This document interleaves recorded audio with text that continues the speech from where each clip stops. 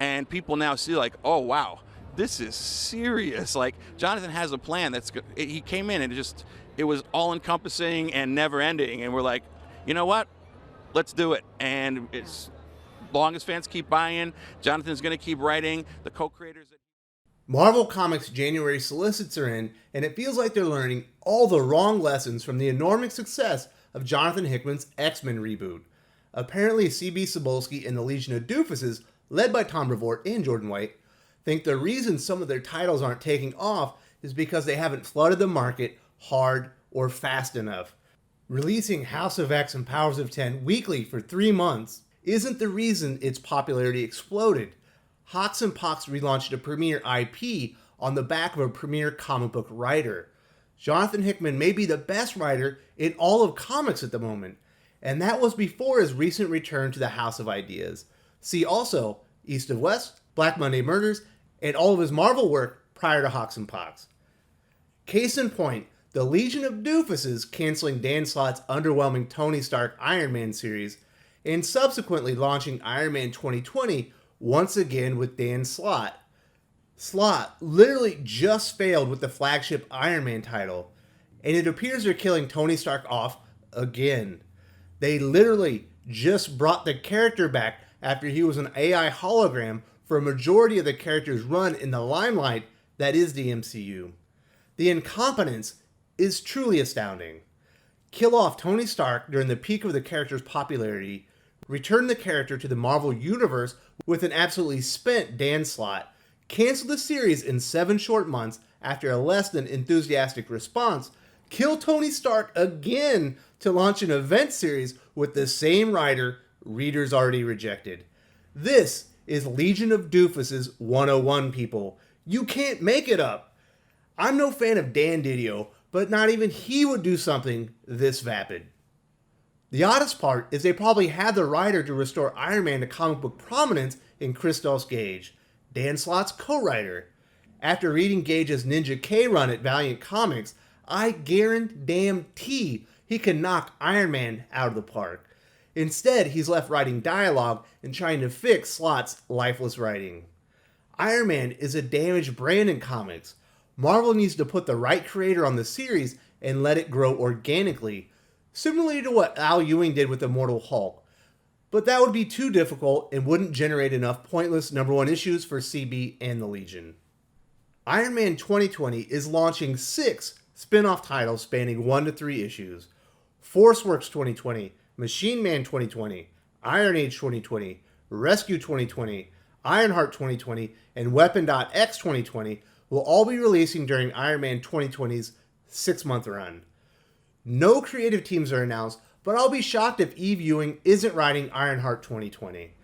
Even though the series was also recently canceled, she assured fans she wasn't finished with the character when Ironheart was given the axe. It feels like they're trying to replicate the groundswell of support for Dawn of X. But they forgot they need to do something important with Iron Man to generate the kind of buzz necessary to generate interest in all these titles. If, let's say, Scott Snyder was behind Iron Man 2020, this scenario would be completely different. That would signal a renewed commitment to making Iron Man an important character again. Keeping Slott on as architect of 2020 is less than inspiring. But those are just my 2 cents. If you have a dissenting view or something to add, please let your voice be heard in the comments section. Now let's get into Marvel's January solicitations, starting with a ton of #1 comics. And if you're enjoying the channel contents, please subscribe and give this video a like. I'm very grateful for all the support the channel receives. Marvel are releasing 27 #1 issues in January, a large count, even by their standards. I'll get into quite a few in later sections of the video, but I want to talk about Thor, Guardians of the Galaxy, and Ravencroft first. I couldn't be more excited to see Donny Cates exit the cosmic corner of Marvel and start creating in the mythological realm. Jason Aaron had a successful tenure on Thor, but I personally feel it was time for a change. Cates infused life and excitement into the cosmic universe, starting with Thanos, and I expect more of the same right here with Thor. Throw in Nick Klein, a very talented artist in his own right, and this has all the makings of an enormous success. Kate's exit from Marvel's cosmic universe left an opening on Guardians of the Galaxy. 2 months ago, I would have been over the moon at the prospects of Al Ewing on the series. But after reading Immortal Hulk 25, I personally don't think I can stomach much more of Ewing's cosmic stylings. But he is a hot writer and has a track record with Ultimates. I expect Guardians of the Galaxy sales to dip after the transition from Cates to Ewing, but the series should maintain strong sales for a mid-tier Marvel comic. Finally, let's talk about Ravencroft. Frank Thierry, who I think is a really good writer, is scripting 3 Ravencroft one-shots in the first issue of a 5-part mini, all releasing in January. I get Marvel's trying to capitalize on the Absolute Carnage success, but I don't understand the point of these books, if I'm being honest.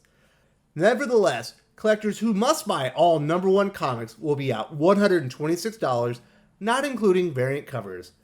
Ridiculous. Trying to wade through Marvel's copious amounts of variant covers is rather difficult. I do not envy the position CB and the Legion put shop owners and managers in trying to order their comics. But there are 2 variant themes that stood out. All 12 new X-Men comics are releasing Dark Phoenix 40th anniversary variants totaling $48. I don't have any examples yet, but Marvel is also releasing 27 Marvel's X variants celebrating the limited series from Alex Ross, which begins releasing in January. If all those variants are the listed cover price, the full Marvel's X collection will run readers $111. Marvel leans heavily on Spidey and his associated gallery of characters with 18 new comics. ASM Solicits are kinda boring. Nick Spencer starts building up to the last remaining story arc, and Peter might be cloning himself. That sounds a bit out of character to me. J.J. Abrams' Spider-Man miniseries delivers its 5th and final issue, and we will likely never see him write at Marvel again after his new exclusive gig with Disney rival Warner Media. Matt Johnston's ASM Daily Bugle miniseries debuts and feels completely pointless, although I do like artist Mac Chatter. A new Web of Venom one-shot from Zach Thompson features newly minted bros Dylan Brock and Normie Osborn. The other Spidey-related comic of note is Donny Cates' Venom 22, featuring legendary Venom artist Mark Bagley, which is honestly enough to sell me on the comic. This is the second part of the Venom Island story and is a must-buy in my book. Spidey fans looking to purchase the full gamut of related comics will drop $74. Spider-Man comics only featuring Peter Parker himself run $28. There are 17 new comics featuring Avengers teams and related characters, led by 2 issues of Donny Cates' Thor. Jason Aaron's flagship Avengers are in Shi'ar space battling for the Starbrand mantle. Avengers will see Black Widow suit up in the War Machine armor, creating the all-new War Widow. Carol Danvers continues killing off Avengers in the pages of Kelly Thompson's Captain Marvel. The other Avengers series of note is the debut of Ed Brisson's Avengers of the Wasteland. I'm a huge fan of Brisson, but were readers really asking for an all-new set of Avengers in the Old Man universe? This 5-part miniseries promises to tie events from Old Man Logan, Old Man Quill, and Dead Man Logan together at last. Readers looking to collect all the new offerings featuring Earth's Mightiest Heroes will drop $73. All X-Men titles are double shipping once again in January, although based on recent interviews from architect Jonathan Hickman, I don't expect this to continue into February. X-Men 5 features Powers of 10 artist R.B. Silva's return in an issue seeing the X-Men deal with an old nemesis' surprising return. I'm even more excited for X-Men 6, which doesn't feature Silva. Solicits states, Mystique goes to extraordinary lengths to get what she wants. Could this be the follow-up to her stated goal of returning Destiny to the mutant fold?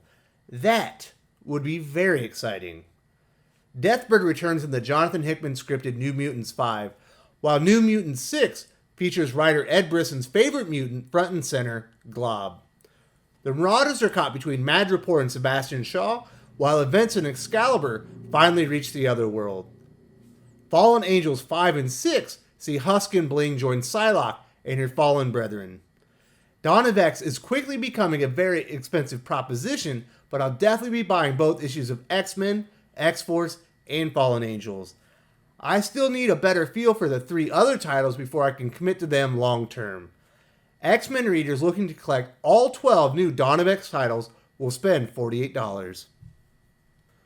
Star Wars readers have a very light load in January. Marvel are only shipping 3 new titles, including the first 2 issues of the new flagship series from Charles Soule. Star Wars starts right up after Luke learns the truth about his father. Luke, Princess Leia, Lando, Chewie, 3PO, and R2 must fight their way back to the Rebel Alliance. This hits all the right buttons for me, and I couldn't be more excited for this series. The Rise of Kylo Ren 2 is the 3rd Star Wars release. I'm not interested in this in the least, but if they put cover artist Clayton Crane on interiors, I would absolutely buy it and not read the words. The 3 new Star Wars comics only cost $13. I'm not sure if this is considered an event or not, but 6 characters are receiving one-shots for the end. These kind of sound like the tie-in books Valiant produced for their Book of Death event, which I really like. So the end may hold some promise. Eric Larson returns to the House of Ideas, writing and illustrating Captain America: The End. Captain Rogers fights a horde of Red Skulls in a post-apocalyptic wasteland. Hopefully Eric hasn't wasted away all his God-given talents illustrating weird fetish comics nobody reads the past 20 years. Kelly Thompson pens Captain Marvel's End, and I'm honestly shocked Marvel's willing to admit the character is capable of dying at this point. She's a bit too OP these days. The story in Venom: The End spans 1 trillion years. That's a long time. While Doctor Strange: The End is penned by Leah Williams. How does she keep getting work? I would probably buy a couple of these if they featured any writers I even sorta liked. But I'm not dropping a fiver for Eric Larson, Saladin Ahmed, Kelly Thompson, Adam Warren, or Leah Williams. Customers looking to read all 6 of the end titles can expect to fork over $30. Marbletails Ravencroft collects 3 comics featuring Ravencroft Asylum for the Criminally Insane. J.M. DeMatteis' Spectacular Spider-Man 178, Tom DeFalco's Spider-Man Unlimited 1, and Dan Slott's Amazing Spider-Man 798 are all included. The 80-page collection runs $8. Alex Ross and Jim Krueger's Marvel's X is a 6-issue prequel to the legendary Earth X trilogy. The first 2 issues of Alan Davis's Tarot release, and this sounds like a ton of fun, especially issue number 2. Avengers square off with Defenders as the alchemist Diablo casts another card from the deck of fate, pitting hero against hero for his own nefarious purposes. I'm kind of sitting on the fence with this book. If you think I should read Tarot, please let me know in the comments section. I just need a slight nudge. Marvel released 14 classic reprints, including 3 facsimile editions and a 3D comic. January is Ravencroft month. 10 classic comics get the True Believers treatment, including Daredevil 131, Spider-Man 14, Moon Knight 1, and Tales of Suspense 50 and 56. Incredible Hulk 180, first appearance of Wolverine, Fantastic Four Annual 6, Birth of Franklin Richards, and Amazing Spider-Man 347 all released facsimile editions for $4 each. Chris Claremont's classic Wolverine number 10 is releasing in 3D format for $8. Too expensive for my blood, and 3D glasses really bother me. All 13 classic reprints cost $25 total. So, in addition to buying Thor number 1 and 2, Venom 22, X-Men 5 and 6, X-Force 5 and 6, Fallen Angels 5 and 6, Star Wars 1 and 2, all 10 True Believers, and 3 facsimile reprints, I plan on buying the debut of Ben Percy's Weapon Plus World War IV. New character Manslaughter has a terrific name and looks like a genocidal version of Swamp Thing. This looks too insane for me to pass up.